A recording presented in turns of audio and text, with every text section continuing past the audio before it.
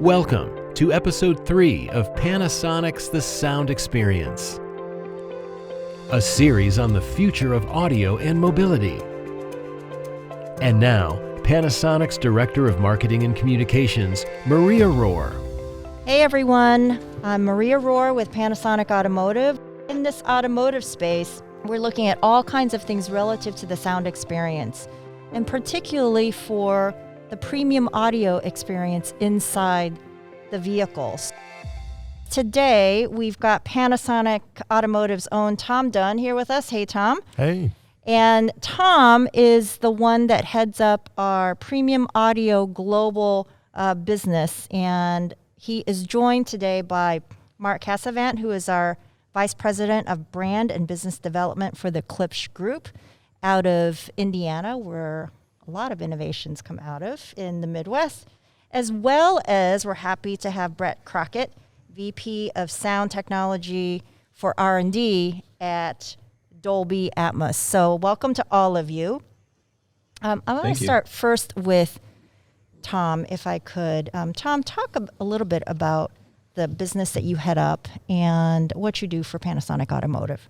Well, I think that I have the best job at Panasonic because I get to really work every day on what I'm passionate about, and that's really music, and especially music in the vehicle. So as many people have experienced, there's nothing like being on the open road and listening to your favorite tunes and having that emotional experience and memory of hearing that music either live or on some type of device, in the years past, and just having that emotional experience. And what we do with our global audio solutions team is we work on branded audio systems with Elliott Shiner on our ELS Studio 3D systems, with the great folks at Fender for our Fender premium audio systems that are on both Volkswagen and Nissan vehicles. And then great people like Mark Cassavant at Klipsch, who is helping us really create systems that are going to take our audio experience and performance to the next level. Yeah, Tom, if you look at how audio in the vehicle has evolved and why premium audio, some had said it's never gone away, but now it seems to be making a particular resurgence for the automobile. What is your take on all of that? I think when people think about their buying experience in the car, the audio system, is somewhere on that list. And for some people, it moves very high and nearly to the top of the list. And 30 years ago, we were selling CD players and CD changers, and that really brought a whole new level of audio content, 16-bit, 44K, to the vehicle. And it changed the way the components are designed, the speakers, the amplifiers, the subwoofers, in order to play back that awesome quality music. And over time, now CDs have really fallen out of fashion, and we've been listening to music that's been compressed and really just a fragment of what the artists and the engineers really want us to hear. So it's great that now there seems to be a trend both in automotive in increasing the content and the performance of the system, but also on the music side, where for $15 or $20 a month, you can listen to high-resolution music through Amazon HD or through Tidal.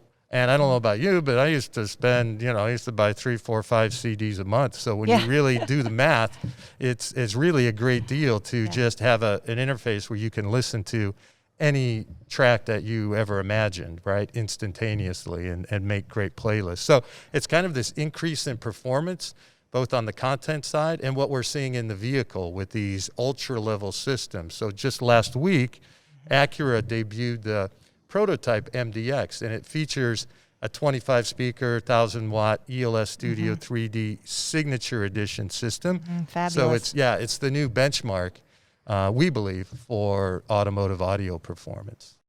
I know this about Tom. Tom's background as an engineer, as well as now our lead for global audio.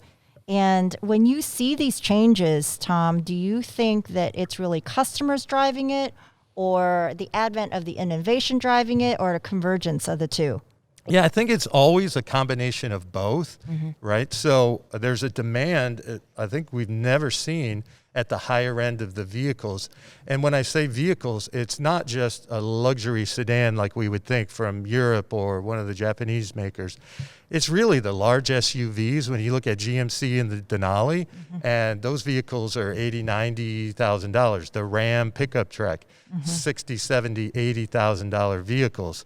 7-passenger SUV, again on the Acura, the MDX. The amount of comfort and features that those customers are demanding is just reaching new heights, and the audio system is part of that. So it's great to see the vehicle manufacturers focusing on those areas and realizing that their customer demand is there for a product that really delivers a high-end listening experience. And together with the improvements on the content delivery side, it's a great era right now for audio system providers as well as the end customers. You started off by mentioning that we have several great brands in our roster, and we're blessed to have such excellent brands. One of them is the Klipsch Group and the Klipsch brand that Mark Cassavant represents. And turning to you, Mark,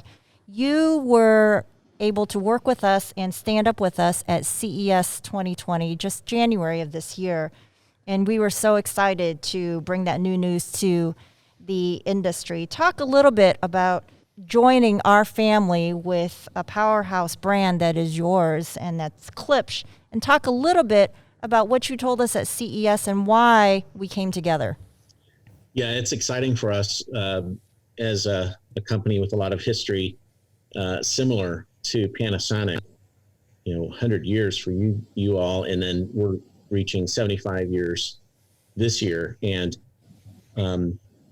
being an audio focused company since the very beginning of the hi-fi industry, in the American audio industry, we feel that this history and heritage is so important to both companies, both Panasonic and Klipsch, and just a lot of alignment with our commitment to engineering excellence and really serving people who just love entertainment, music and movie entertainment in particular. And at CES, we're particularly excited to kind of announce this, even though I think some industry insiders probably already knew, but to make it official. And the deep bench of Panasonic, I that's one way to put it. The expertise, the tier one status with the automotive industry. We've had opportunities in the past, and we've kind of held out for the right opportunity. And the right opportunity is connecting our brand with just the most capable tier one company like Panasonic. I really can't think of any others, Panasonic, and just the excellence and deep expertise and everything that you all do so well. And we're extremely excited about it because it started with conversations where you asked us a few questions, about our goals and objectives, and we just found that they were so aligned to enter the automotive space with, benchmark new standard high performance systems that really follow and absolutely embody everything that Klipsch is about, our performance standards. And we have anticipated this. We figured sometime along the timeline we would do this, but it just seemed like this is the time. And now it's really interesting because of our developments on the professional cinema and home theater and home audio side that we're having this conversation right now, because I think at CES, I talked a little bit about Dolby Atmos because of our new product announcements. And I won't get too ahead in this conversation, but timing is everything. Let's just put it that way. Yeah. You brought up a couple things, which is I remember your president and CEO, Paul Jacobs, talking about waiting for that exact right partner. And we feel blessed that you have chosen us and vice versa. let's turn to Brett. You mentioned Dolby Atmos. Now, Dolby is a brand that I think many of us know. To be very honest with you, it feels like a household name, especially if you've been in the cinema business. But Brett, talk a little bit about where Dolby is today and where you're headed, because you head up a pretty interesting space in R&D at your company.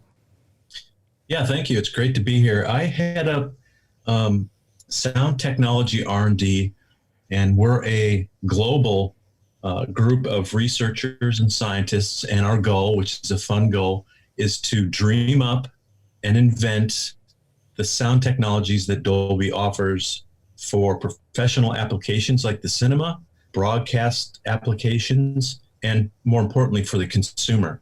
And the current thing that's really interesting is Dolby Atmos for audio in general. I like to say that our goal is to make Dolby Atmos the new stereo, to make it ubiquitous.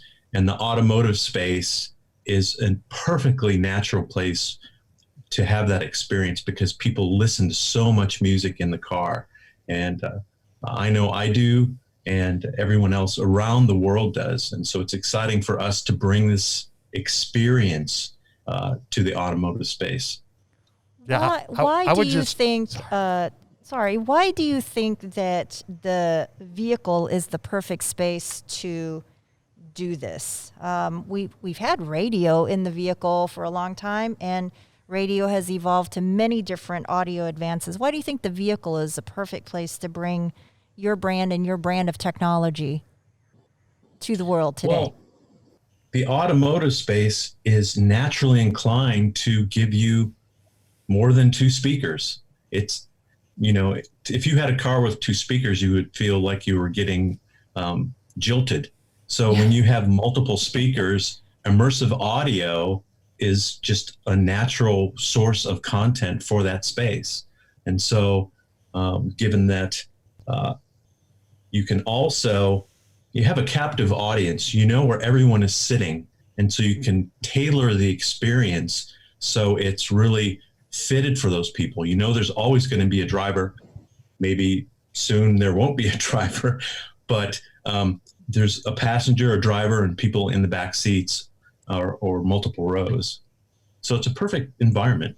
Exactly. In the world of electrification and one day autonomous, very much so. We could be headed fast towards that space.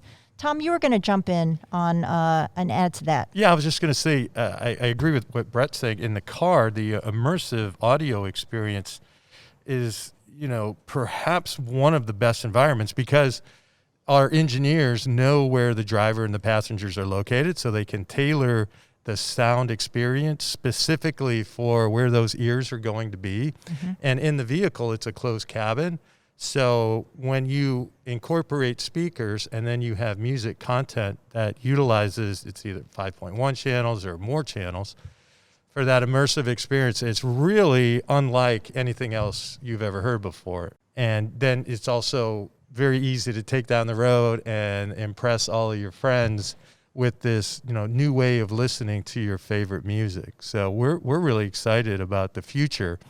Again, currently the high resolution tracks are available through the various music services, but also the Dolby Atmos tracks are already available. So the content providers are a few steps ahead of us in automotive, and we're working, in our garages and in our back rooms on bringing that type of experience to the automotive market. But Mark and Klipsch have already developed a portfolio of products that provide that capability to the listener in their home.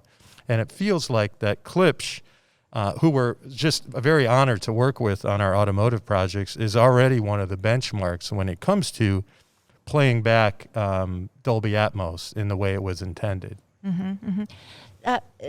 Tom had mentioned earlier on that a lot of us were getting very much used to compressed music, but that's really not the best way to listen to audio. So in the new world of not compressed audio, because this audience will be sometimes people who are just interested in audio and sound, and then we might have some technical audiophiles as well. Talk a little bit about why compressed music is really not the best way to listen to music, and how would you change it, and how is our brand that we're working on together changing that? Mark, do you want to take a crack at that? Sure. Yeah, I'd be happy to. Klipsch, from the beginning, Paul Klipsch really believed in and pursued delivering speaker systems that delivered the power and dynamics of a live performance, the opposite of compressed. And, as digital technology has come along, everyone, well, I'm dating myself a little bit, but as I anticipated the compact disc as a teenager, that was pretty darn exciting. And then, of course, in 2000, roughly, the MP3 player came along, and instead of giving us even better sound, it just gave us more music for space, compressed, let us consume more music, but the quality went the other way. And, as a brand, we really serve audiophiles, music lovers, people that just like to rock out.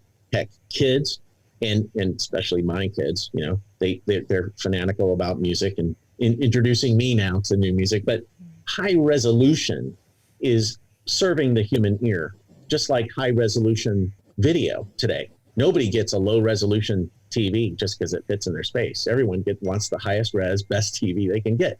So now, finally, in 2020, I am particularly excited because we're all about high-res audio, and Panasonic delivers high-resolution audio systems. So we're very excited about that connection and partnership. But now, with Dolby Atmos, I have to say it is absolutely about high-resolution audio. It's about high-resolution surround sound for a home theater and an immersive audio. So you get this double benefit of just high-res, better quality stereo, but now you get this immersive experience that puts you in the live experience, the live concert venue. I'm saying experience, the concert, just the performance of Atmos in an immersive sound experience. So you're getting it all. And what I would term Dolby Atmos, and Brett and I have had this conversation. He says it's the new stereophonic, because we have two ears and you hear three-dimensionally with two ears. So stereo really means dimensional sound.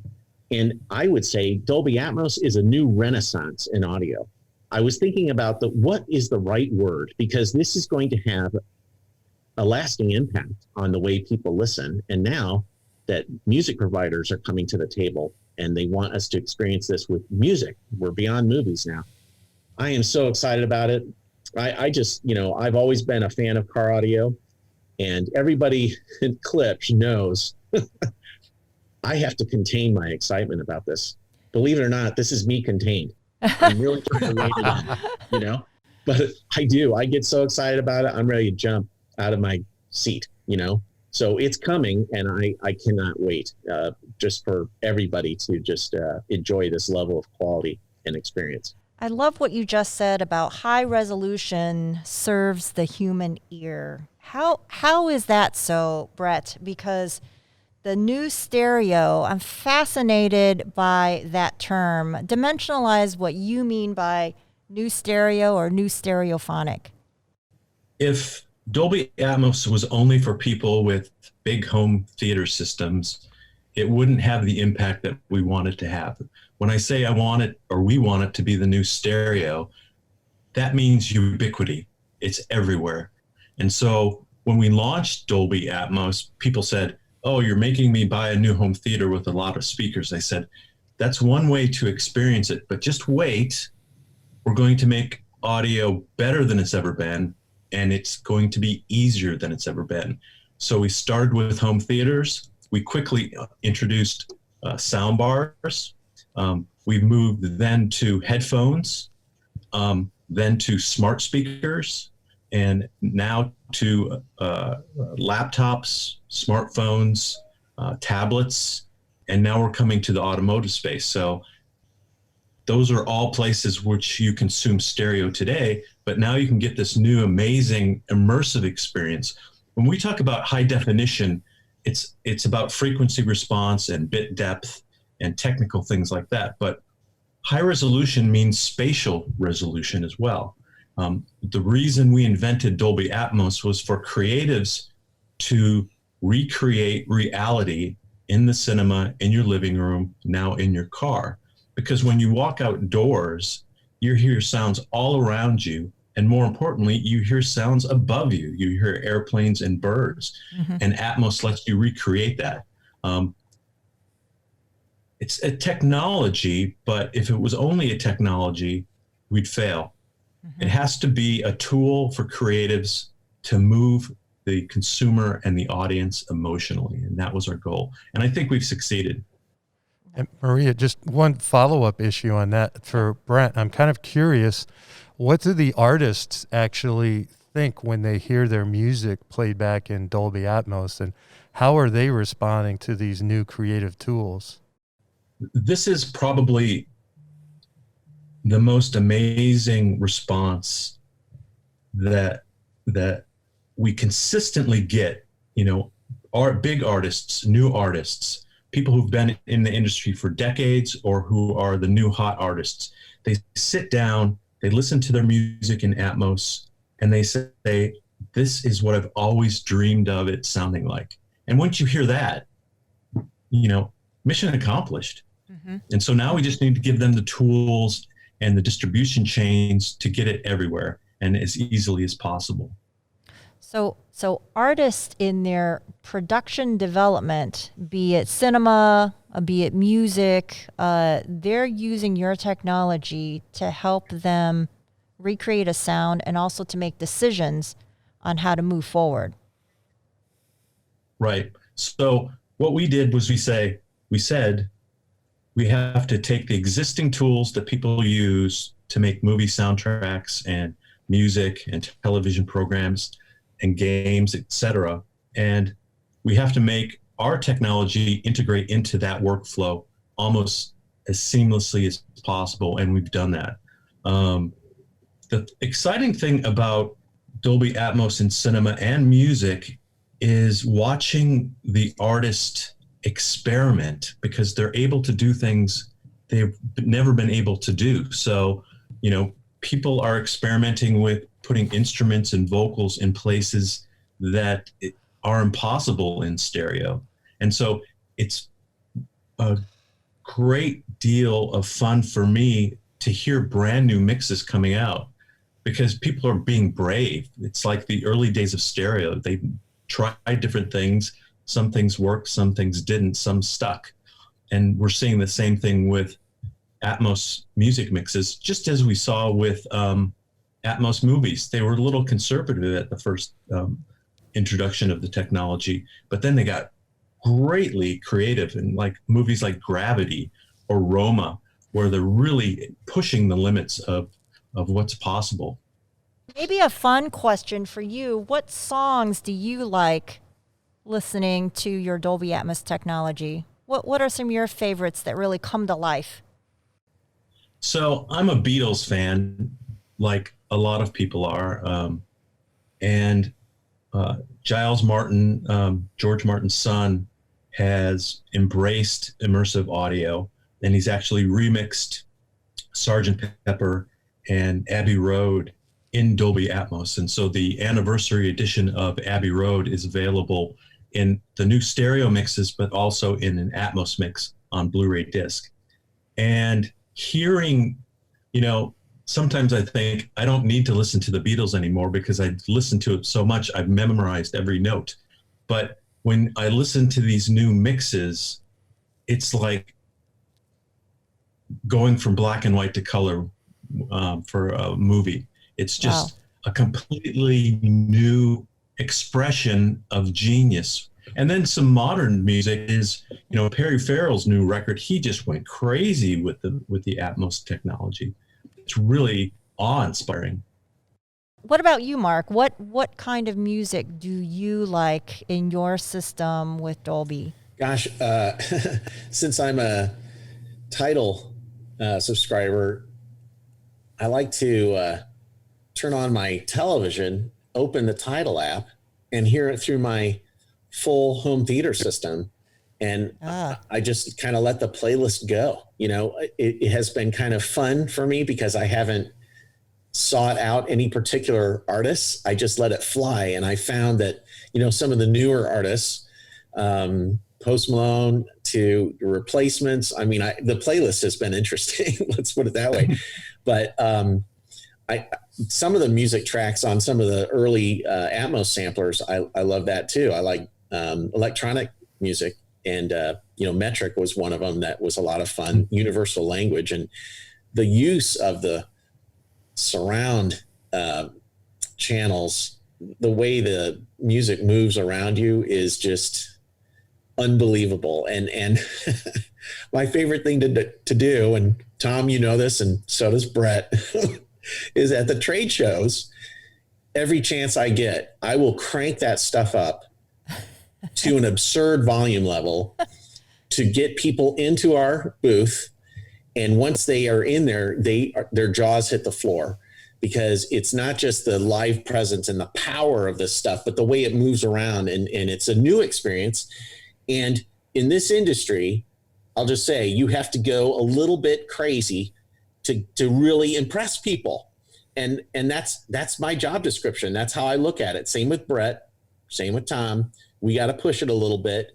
I didn't mention earlier, but I'm kind of the brand ambassador in Klipsch. My background is sales, and then moved to our headquarters to take on marketing and product development duties. But now I'm, business development and brand development. What that really means is do whatever. That's a lot of hats, Mark. Just do whatever you need to do to get it done. Right? So that's the mode I'm in. But gosh, how exciting. I mean, to have this conversation with Panasonic and Dolby, and here we are, Klipsch, used to be a niche company, but this history we have, we're all about the technology that enables outstanding experiences. And that's exactly what Dolby is. They're the front end of what we're doing. We're the speaker people, and then Panasonic with all the electronic wizardry to make it happen. So, people who just love music, I would submit this. People who are mildly interested in music when they're driving home, they're going to become music fanatics when they get a hold of this. They're going to become rabid fans, and it's going to be the new batch of total enthusiasts. This is going to reach a new generation, in my opinion. For all three of these brands, many of us have passed through hardware only to the advent of software plus our hardware to now this space. I don't really quite know what to name it, but it's beyond the simple nomenclature of hardware and software. I understand that the three of you are working on a special demonstration vehicle that really needs to be experienced. Where might we experience something like that if we have a customer or two who would be wanting to experience that? Yeah, and I would say, again, our engineers on the Panasonic side are working together with Mark and his team at Klipsch and Brent and the Dolby teams in order to bring to life in the vehicle the wonderful immersive experience of Dolby Atmos music. So currently, I'm not aware of any vehicles in North America that have that capability. So our goal is to bring to you so you can experience it, as well as others in whatever virtual trade shows are on the horizon, and the media and artists and enthusiasts, this experience of a new way of listening to music, a whole new way to experience, whether it's the Beatles or Post Malone or the Replacements or Kanye or Blondie and EDM. If you can imagine listening to EDM and Dolby Atmos, it's a whole different experience. So when next time you're at the club listening to their EDM, just imagine listening to that in a vehicle in a completely immersive environment, but tuned specifically for each seating position. So we're not ready yet, but it's a lot of work to bring that kind of ultimate hardware experience together with the ultimate music content experience But hopefully in the near future, we'll be able to share that with you and others. Yeah. Thank you. Thank you for that. That would be exciting to experience live. I want to thank all three of you for joining. Our vehicles, but perhaps I'm in the automotive space, so I'm biased. Our vehicles have always been a place where I feel it's been a safe space to enjoy beyond getting to places from A to B and running your errands. And I think in this pandemic period, it's becoming sort of the second most important space next to your home. So thank you all for bringing this incredible technology to the world, and we can't wait to experience it. Much appreciated. The Sound Experience, available on all of your favorite podcast platforms. For more information on the Mudhouse Media Podcast Network, go to mudhousemedia.com.